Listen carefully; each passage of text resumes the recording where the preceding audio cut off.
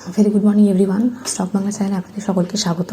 আজকে 6 ফেব্রুয়ারি 2025 নিফটি ফিফটির নিচের দিকে যে সাপোর্ট লেভেলটা রয়েছে 23,680, উপরের দিকে রেজিস্ট্যান্স রয়েছে 23,750 এই লেভেলটাতে।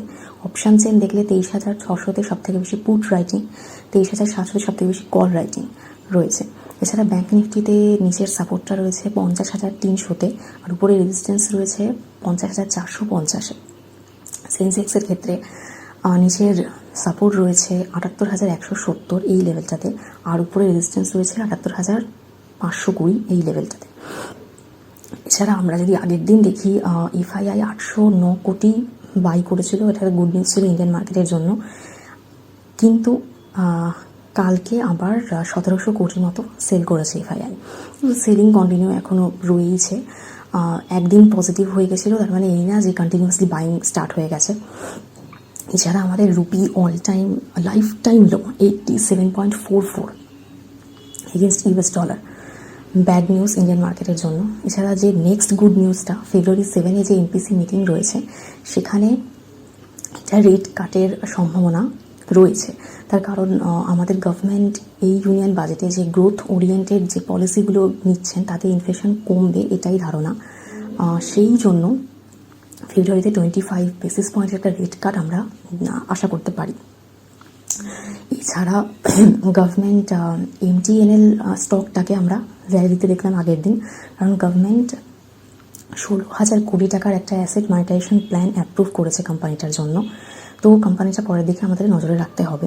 এছাড়া ওলা ইলেকট্রিক থেকে আমরা ইভি মোটরসাইকেল লঞ্চ দেখছি, তো ওই স্টকটার দিকেও পরবর্তীকালে নজর রাখতে হবে।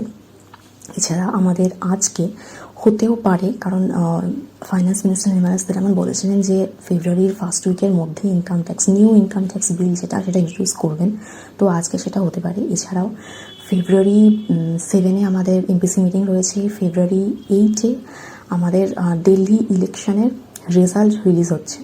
যদিও এক্সিট পোলে বলছে যে বিজেপি জিততে চলেছে এরকম, যদি সেটা হয় সেটা মার্কেটের জন্য খুবই গুড নিউজ। এছাড়া ফেব্রুয়ারি 13-এ রয়েছে আমাদের সবথেকে বড় ইভেন্ট, মোদিজি ইউএসএ ট্রাম্পের সাথে মিটিং রয়েছে।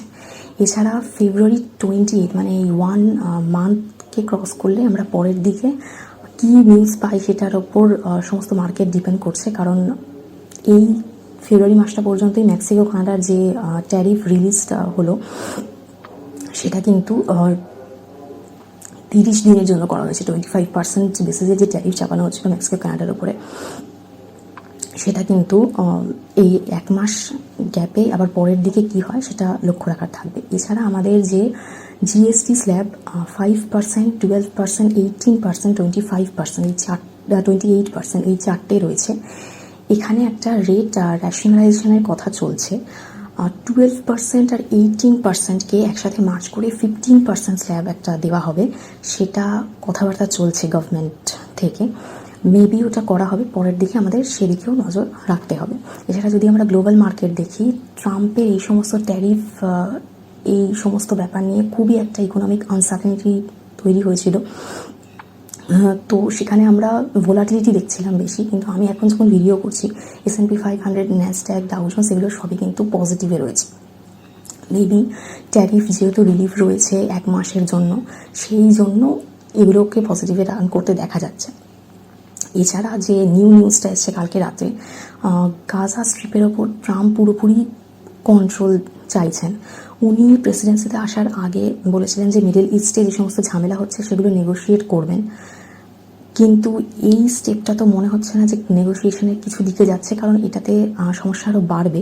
কারণ উনি রিডেভেলপমেন্ট করার কথা বলছেন গাজা স্ট্রিপের, সেটা ভালো কথা, কিন্তু যে যারা রেসিডেন্ট রয়েছে ওখানকার তাদেরকে বলছেন ওখান থেকে বের করে দেবেন, এবং তারপরে রিডেভেলপমেন্ট হওয়ার পরে যাদেরকে ওখানে আবার ফেরত আনবেন সেটা কিন্তু নয়। কারণ ওনার কথা অনুযায়ী আবার যদি একই কমিউনিটি ওখানে আসে তো একই রকমের ঝামেলা স্টার্ট হবে আবার। সেই জন্য উনি নাকি ওখান থেকে ওদেরকে বের করে ওটাকে নিউ ডেভেলপ করবেন। তো এইটা মিডল ইস্টের জন্য খুব একটা গুড নিউজ নয়। দেখা যাক পরবর্তীকালে এর ওপর কী জিনিসপত্র আমরা দেখতে পাই, কিন্তু একটি ঝামেলার সূত্রপাত আবার হতে চলেছে এটা তো বোঝা যাচ্ছে। এরপরে ইউরোপিয়ান যে ইউনিয়ন রয়েছে তার উপরেও উনি ট্যারিফ চাপাবার কথা বলছেন। তো ইউরোপিয়ান ইউনিয়নও ওনাদের উপর একটা ট্যারিফ চাপাবার কথা বলছে। এবার ইন্ডিয়ান মার্কেট তাতে এফেক্টেড হবে, তার কারণ ইউরোপিয়ান ইউনিয়নের কাছ থেকেও আমরা কিছুটা ইম্পোর্ট করছি, এক্সপোর্টও করি, আমাদের ট্রেড সারপ্লাস থাকে।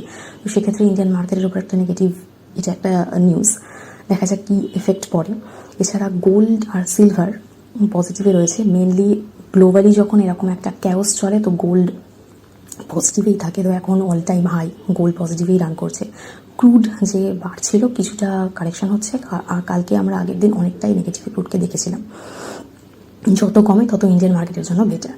তো এই নিউজগুলো নেক্সট রয়েছে। এবার পরবর্তীকালে বারবারই ওই ফেব্রুয়ারি পুরো মান্থটাতেই আমাদের এই সমস্ত দিনে, মানে ফেব্রুয়ারি 6 আজকে ইনকাম ট্যাক্স বিল রিলিজ হতে পারে, তো এটা নজর রাখতে হবে। আর ফেব্রুয়ারি 7 কি এমপিসি মিটিং রয়েছে সেদিকে ভালো করে খেয়াল রাখতে হবে। এমপিসি মিটিংয়ের ওপর ডিপেন্ড করছে, যদিও লং টার্মে সেটা মার্কেটে খুব মানে এফেক্ট ফেলবে বা লং টার্ম থাকবে সেটা সেরকম নয়, কিন্তু শর্ট টার্মের জন্য মার্কেট কীভাবে কী মুভ দিচ্ছে তার উপর এমপিসি মিটিংয়ের এই সমস্ত রেজাল্টগুলো খুব ইম্পর্ট্যান্ট, সেদিকে নজর রাখতে হবে। আর এই যে দিল্লি যে ইলেকশন রেজাল্ট সেই দিকে 13 ফেব্রুয়ারি ভিজিট মোদিজির, আর তারপরে এই ফেব্রুয়ারি মাস শেষ হলে তারপরে কি ট্যারিফ কোথায় কি ইম্পোর্ট হয় সেই দিকে আমাদের নজর রাখতে হবে।